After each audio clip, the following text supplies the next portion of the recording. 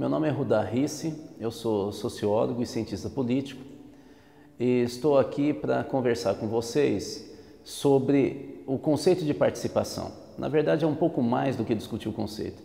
É pensar por que é que hoje a gente fala tanto em participação da sociedade civil em qualquer tipo de intervenção de cunho social, seja do Estado, seja de iniciativa privada. Eu vou começar falando aqui com vocês sobre a forma como o Estado brasileiro, historicamente, se relacionou com a sociedade, para que a gente possa entender como que essa forma de relacionamento acabou bloqueando completamente qualquer nível de controle da sociedade sobre a ação pública e daí gerou um grande ressentimento. Vocês vão ver daqui a pouquinho que esse ressentimento é o nosso foco de análise e de atenção em qualquer ação de intervenção social a partir de agora. Bom, o Estado brasileiro veio para o Brasil com a coroa portuguesa. Quando Dom João sai de Portugal para vir para cá sob o ataque de Napoleão Bonaparte, ao se instalar aqui no Brasil, ele monta a corte e ao montar a corte ele traz uma série de estruturas de Estado, tal como nós conhecemos aqui. É verdade que um pouco antes eles já tinham feito algo nesse sentido. Por exemplo, a ideia de ouvidor-mor, a ideia de juiz de fora, dos governadores e até a legislação para criar município foi originado pela corte mesmo antes da gente ter município, para que vocês tenham uma ideia. Ou seja, a corte portuguesa desconfiava do Brasil e principalmente dos brasileiros. Então toda a estrutura legal e toda a estrutura de Estado era toda montada a partir dessa crença de que se não tivesse controle sobre os brasileiros, eles poderiam passar o pé na corte. Mas quando Dom João vem para cá, ele instala os Correios, o Banco do Brasil e uma série de outras estruturas que até hoje são muito importantes na vida social brasileira. Que tipo de Estado é esse? Você vai ver agora na tela essa pirâmide que ilustra o que significa o Estado burocrático, e eu vou começar lembrando que burocracia é uma palavra que junta duas originais, que significa cracia, poder, e birô, escritório. Então nós estamos falando aqui que toda a estrutura burocrática, e é essa a estrutura do Estado brasileiro, mas também a estrutura de muitas empresas privadas no Brasil que se espelharam nessa estrutura estatal. O Estado brasileiro, portanto, ele é configurado a partir dessa organização em que o poder está na administração e não nas ruas. A burocracia, como você está vendo na ilustração, imaginem que a base dessa pirâmide seja a porta de entrada de um hospital, ou uma secretaria, ou um ministério, qualquer que seja o órgão, poderia ser também de uma empresa privada que tem essa estrutura burocrática. A base é muito ampla porque significa que tem muito funcionário na entrada, na recepção, para atender aquelas várias pessoas que afluem a esse órgão com as suas angústias, suas demandas, urgências. Então é preciso ter muito funcionário. Mas como você está vendo na ilustração, embora tenha muito funcionário na base, eles não têm poder nenhum. O que eles fazem? Eles encaminham a demanda através de um protocolo para o segmento de cima, que vocês estão vendo na ilustração, está escrito que são especialistas, são, por exemplo, pessoas, se for num hospital, cardiologistas ou pediatras, e cada especialidade não pode fazer qualquer comentário sobre o especialista do lado.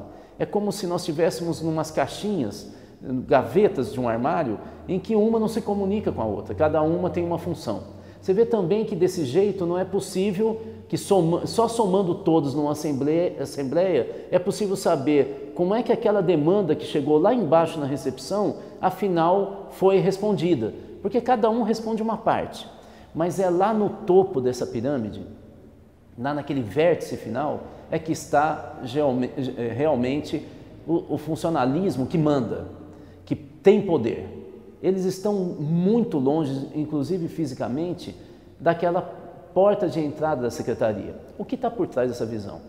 Por trás dessa visão está a crença de que o Estado só pode tomar uma decisão equilibrada e racional, que não gere privilégios, se ele não ser atacado ou atingido pela paixão ou pelo sentimento humano. Ou seja, é mais racional se eu não tiver contato com a pessoa que sofre com um filho que está muito doente, com febre alta, e que saiu correndo da sua casa até o hospital e ao chegar na recepção disse: eu preciso que meu filho seja atendido rapidamente porque ele está entrando em convulsão. Ou seja, a crença é que a tomada de decisão fria não pode ter contato com o ser humano. Acho que você já percebeu que esse tipo de estrutura ao longo dos anos vai criando uma cultura de muito ressentimento da população que é atendida por esse Estado e por esses funcionários. A ideia de que o governo é lento, que não tem urgência e que ele não tem alma. Ora, esse tipo de estrutura acaba criando um reflexo do lado de cá em relação ao comportamento da sociedade. Eu vou então mostrar agora para vocês uma segunda ilustração, na verdade é uma tabela, você está vendo agora aí na tela, que é da sociedade civil. O conceito de sociedade civil é aquilo que diz respeito ao que não é mercado, a dinâmica do mercado, essa dimensão da vida social, ela é baseada na competição. Então, o mercado ele nunca tem uma ação acolhedora, porque ele é marcado pela competição, pela destruição do outro que compete comigo. Nenhuma grande empresa, por exemplo, da área de alimentação, vai apoiar uma carrocinha que está ali do lado vendendo um sanduíche como um hot dog. Ele vai fazer o possível para baixar o preço para que esse hot dog não consiga mais vender naquela região. Ou seja, a tendência do mercado é oligopólio ou monopólio. Então, por isso que o mercado raramente entra numa discussão de política social. Você tem o Estado, que eu já expliquei, que ele teria que trabalhar na construção de políticas públicas universais, portanto amplas, sem coloração, sem nenhum tipo de privilégio, mas vocês viram que o Estado burocrático brasileiro tem uma origem de distanciamento da sociedade. Então, sociedade civil é o quê? É o que resta. Nós, sociólogos, chegamos a dizer que é na sociedade civil que nasce a energia moral que alimenta as políticas sociais. O que seria essa energia moral? São os valores, são as crenças, são aquelas certezas e a comunhão, a solidariedade que vão sendo construídas em cada comunidade, em cada sociedade, na medida que as pessoas compartilham experiências comuns. Ou seja, se de repente eu moro numa ilha e ela é inundada, no dia seguinte, não precisa dizer muito, nós vamos nos ajudar a reconstruir as casas, as plantações, as moradias, as condições de vida. Numa próxima situação como essa, já ficou meio cristalizado como um valor, que toda vez que tiver inundação, é um princípio básico da convivência a gente ajudar o vizinho. É assim que vai se construindo valor, crença, é assim que vai se construindo a solidariedade. Então veja, é na sociedade civil que nascem esses valores que de alguma maneira têm que ser acolhidos pelas instituições e por órgãos também privados que querem dialogar com essas comunidades. Ou seja, se eu não consigo fazer um diálogo entre a energia moral da sociedade e os programas de uma instituição, eu entro em curto-circuito e mesmo quando eu quero o bem para aquela comunidade, a possibilidade de eu não ser compreendido claramente é altíssima. Então nós já vimos que nós temos uma espécie de relação que está interditada entre o Estado, que pensa a sociedade como um elemento estranho e que pode até, de uma certa maneira, acabar corrompendo a razão de Estado, o equilíbrio, e de outro lado, uma sociedade que ela se organiza em comunidades e que vai criando experiências comuns a partir da sua experiência também coletiva. Mas na medida que eu tenho esse Estado que tem dificuldade em reconhecer as comunidades e a sociedade civil como elemento básico da legitimidade dele, o que ao longo do tempo gera como cultura e comportamento da sociedade civil? Gera um profundo estranhamento e, eu já disse no início, ressentimento. Ora, o ressentimento significa algo como: por que eu que trabalho tanto, pago impostos, faço tudo o que é honesto, eu nunca apareço com tanto sucesso, tanta opulência como esse pessoal que está do lado de lá? O que eles fizeram a mais para ter tanto privilégio, ter tanto poder, aparecer na televisão, ser reconhecido, andar com 2 motoristas, e eu que trabalho tanto não tenho isso.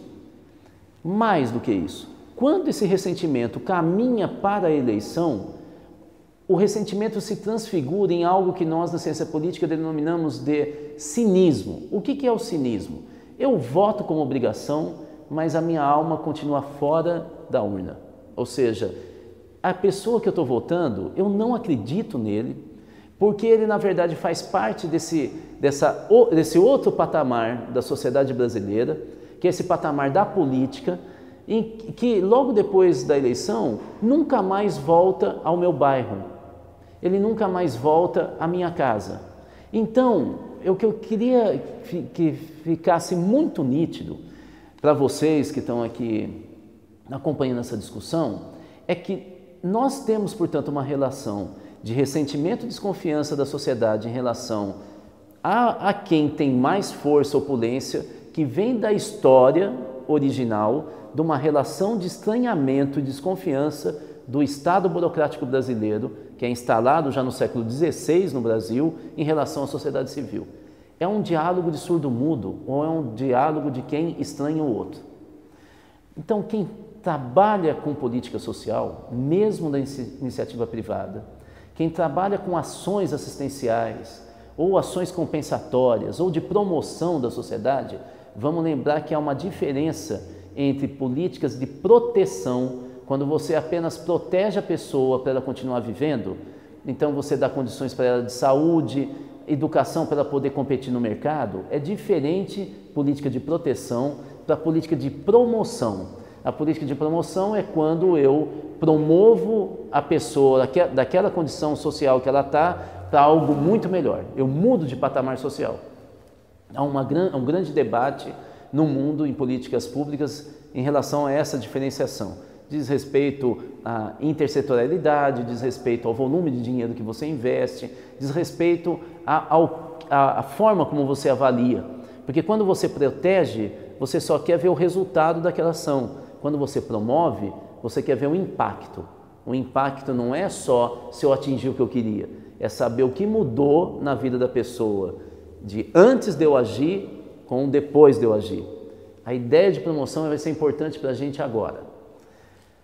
Porque isso significa que quando a gente agir numa sociedade dessa natureza, com esse tipo de ressentimento, com essa tradição de relação, de políticas sociais que atingem essas comunidades, é fundamental que a gente crie um laço de comunicação que vá até os valores. Essa é a dica principal dessa minha conversa com vocês.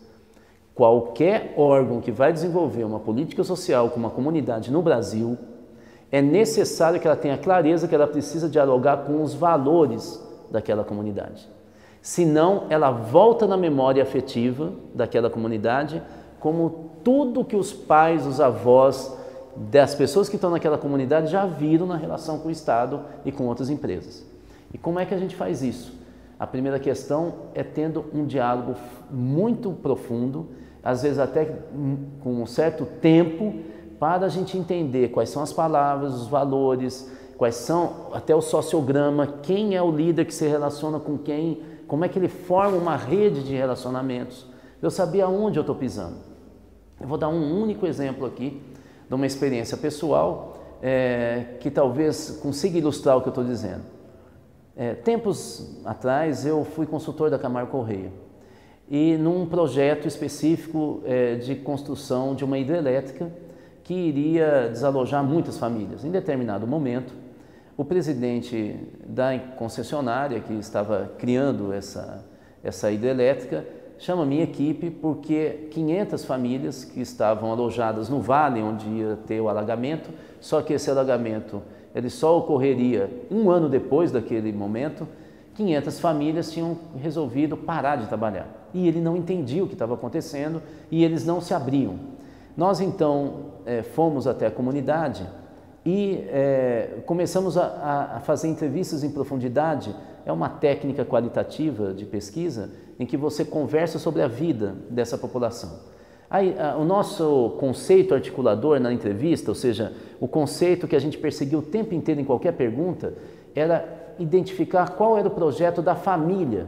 Ou seja, vocês sabem muito bem que a agricultura familiar, ela é toda organizada em função da vida dos filhos, né, da sucessão.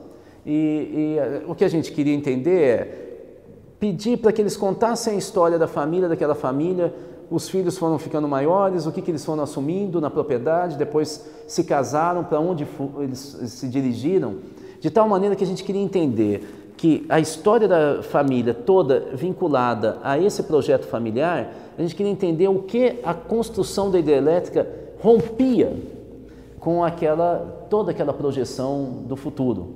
E a nossa hipótese, portanto, é que na hora que rompia, criava uma desorientação tão grande, uma quebra de identidade daquelas famílias que elas tinham parado de trabalhar. Mas ocorre que eu, entrevistando um senhor polonês que era considerado uma das lideranças mais importantes daquela comunidade, ele de repente começa a dizer para mim que, na verdade, o que estava acontecendo ali não era a criação de uma hidrelétrica, mas era um dilúvio que iria acabar com o mundo, e que um personagem daquela região, um líder religioso, teria dito anos atrás que antes do dilúvio, do fim do mundo, Deus mandaria 2 anúncios muito claros. E o primeiro era: o chão ficaria cheio de cobras negras gigantes e os céus ficariam coalhados de teias de aranhas gigantes.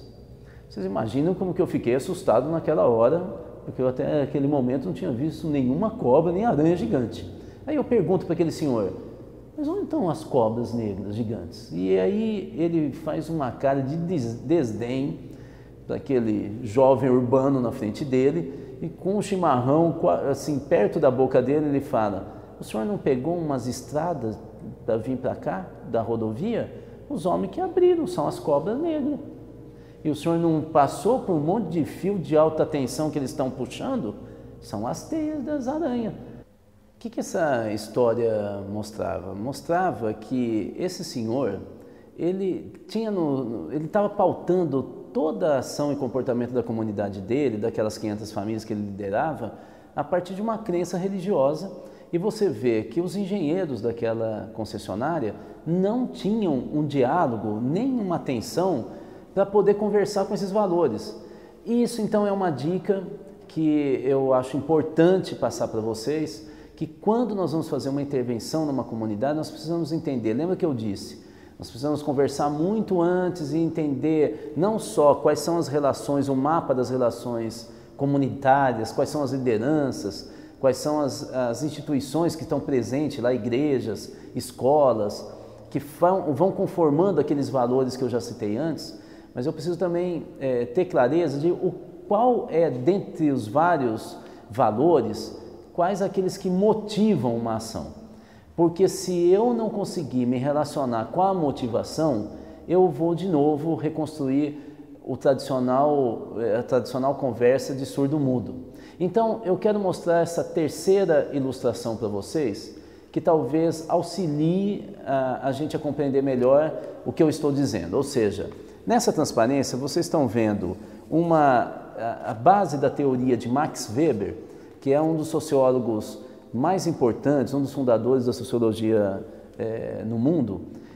O Weber, ele tentava entender se era possível sintetizar as principais motivações que levam a uma ação social, ou seja, levam a uma ação coletiva. O que faz com que uma população, por exemplo, ocupe uma terra que está cercada, que é uma propriedade privada, mesmo sabendo que pode ser atacado pela polícia e ser despejado? O que faz uma população ou operários de uma fábrica decretarem uma greve? Ou o que faz jovens saírem às ruas para fazer um protesto numa grande capital? Olha, aqui Weber tenta criar, portanto, uma síntese e ele encontra 4 grandes motivações que levam comunidades ou agrupamentos sociais a agirem socialmente, que ele chama de ação social racional em função de um fim. É uma palavra muito grande, mas vamos então decompor. Primeiro, ele está dizendo que a motivação é um fim. É uma ação social que tem como motivação um objetivo. Por exemplo, nós queremos ficar muito ricos e aí nós escolhemos então criar um negócio, um empreendimento para que, imaginando que na venda desse empreendimento eu consiga um dinheiro que eu quero para ter a qualidade de vida que eu almejo. Então você veja que aqui eu planejo. Para o Weber, toda vez que ele usa o conceito racional, ele está querendo dizer, inclusive ele escreve isso, ele está dizendo que é algo calculado, é pensado, é medido. Então a primeira motivação é eu desenvolvo uma ação social calculada, planejada, para chegar a um fim que eu almejo. Mas tem uma segunda forma, também racional, portanto é uma ação social racional, portanto planejada, mas em função de um valor. O valor pode ser um valor estético de um artista, pode ser um valor religioso, por exemplo, ou um valor ético. Vamos pegar um valor religioso. Eu faço parte de uma comunidade religiosa, ligada a uma igreja, e então eu quero divulgar esses valores, ou divulgar a minha igreja. Não necessariamente que eu queira que ela de fato cresça, mas eu quero que ela envolva, embale o coração e as mentes daquela população X, e não necessariamente dentro de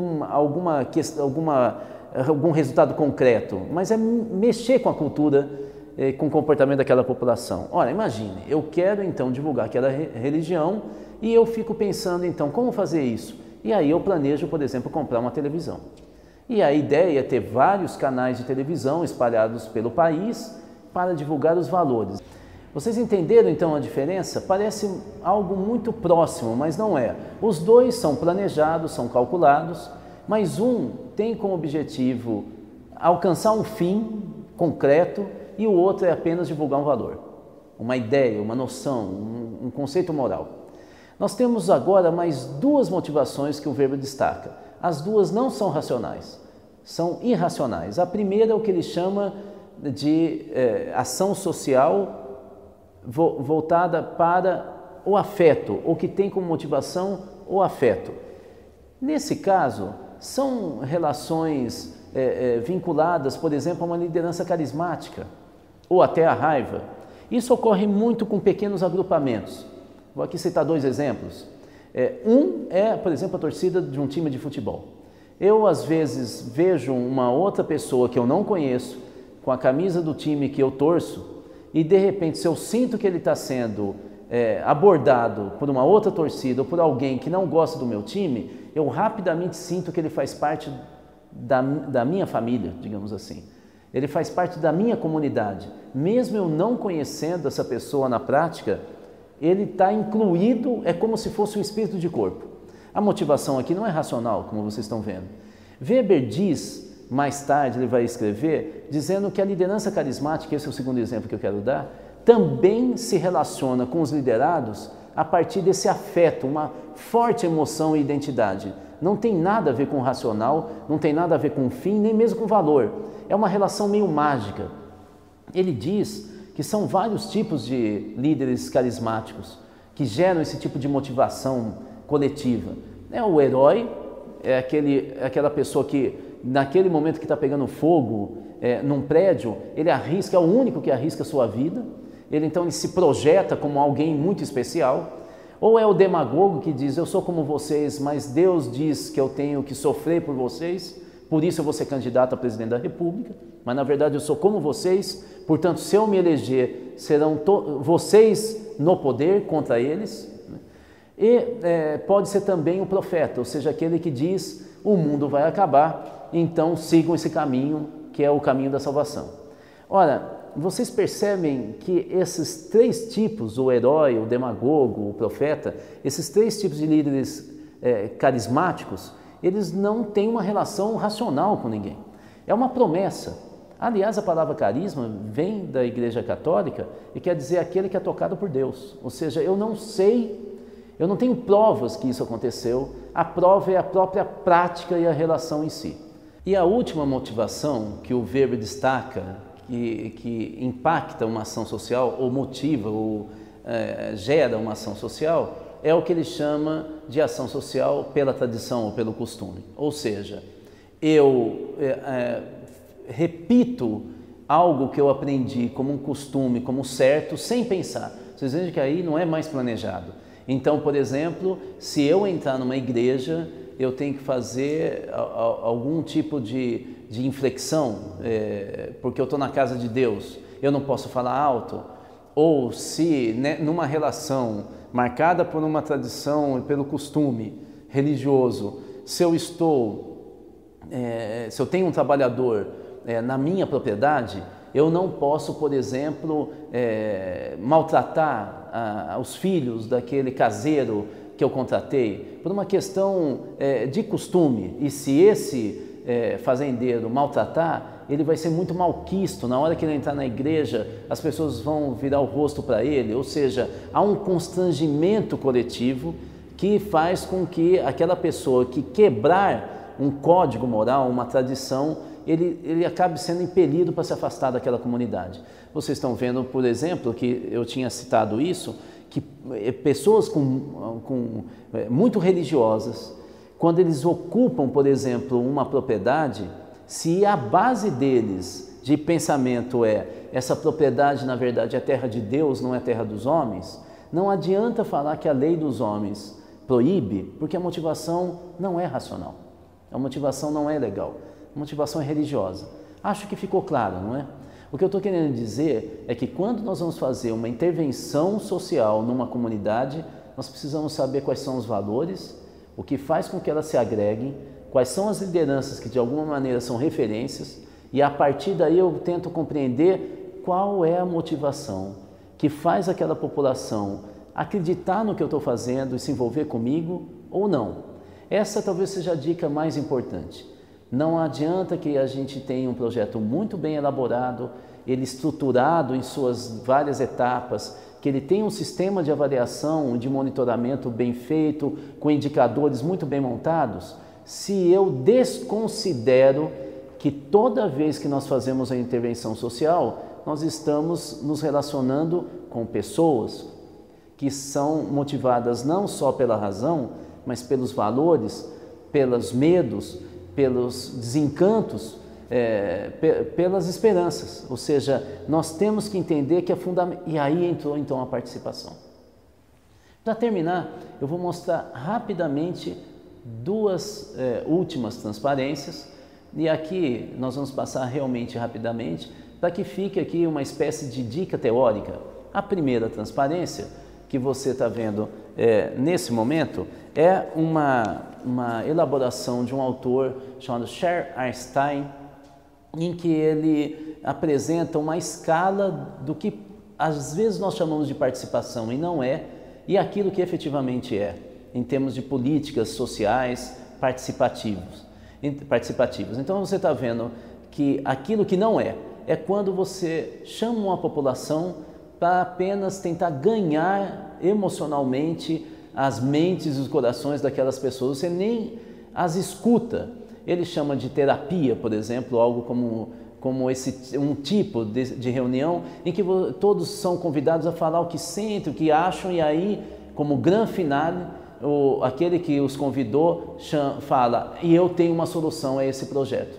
Na verdade, é mais uma jogada publicitária ou de marketing do que efetivamente um diálogo. Vocês estão vendo que no meio dessa pirâmide, ele denomina de ações que aí são quase participativas, mas não são, que na verdade são ações de consulta. E finalmente as ações participativas mesmo. Qual é a diferença da consulta para a participação? É quem toma a decisão a respeito do que foi discutido na reunião que foi convocada. Então, se eu convido uma população para discutir um projeto, mas quem decide acatar ou não o que foi falado naquela reunião for quem convidou, aquilo não é participação, aquilo é consulta. Mas quando a população que foi convidada decide com quem convidou o que fazer depois da reunião e aquilo vira uma regra, aí nós estamos no campo da participação. Pode ser um colegiado, um comitê ou até assembleias múltiplas assembleias e plenárias de discussão, pode ser algum tipo de mecanismo institucional de controle e avaliação daquela ação social, mas quando aquela população que é beneficiária ou convidada para uma reunião tem o poder de decidir os rumos daquela ação, com quem convidou, com quem está agindo, desenvolvendo o projeto, aí nós estamos no campo da participação. Finalmente, essa última planilha, em que você vê os vários tipos de Estado e funcionário, perfil de funcionário público, a partir desse tipo, que foram discutidas desde os anos 90. Então, o modelo burocrático, você está vendo que tipo de perfil de funcionário que ele gera, o modelo do Estado gerencial, o neoliberalismo e, finalmente, o famoso participacionismo. Claro que essa planilha mostra o perfil de um funcionário público, mas daria, obviamente, para fazer uma analogia com o perfil de um trabalhador, de um especialista privado ou de uma empresa privada. Bom, eu espero que a gente tenha conseguido iniciar essa discussão. Vocês estão percebendo que por trás desses modelos de gestão participativa de projetos sociais há uma teoria vasta. Eu apenas comecei a resvalar nessas teorias. Vocês veem que não é uma motivação meramente política, é de gestão, de controle e de sustentabilidade. Não adianta ter um bom projeto que você instala e que ele em pouco tempo entra em desuso ou é atacado, vira um case negativo. É fundamental que a gente consiga, em cada ação social, criar raízes e, portanto, criar sustentabilidade para a sua existência. Muito obrigado, até a próxima.